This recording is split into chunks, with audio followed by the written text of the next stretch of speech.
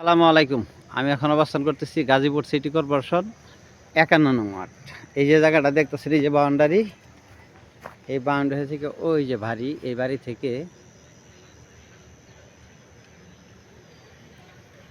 জমির পরিমাণ ৬ কাঠা। গাজীপুর সিটি কর্পোরেশন ৫১ নং ওয়ার্ড।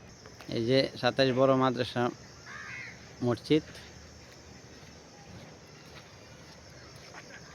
জায়গাটা হলো ওই যে বাড়ি থেকে এই যে লেভেল করে ওই যে ওইটা।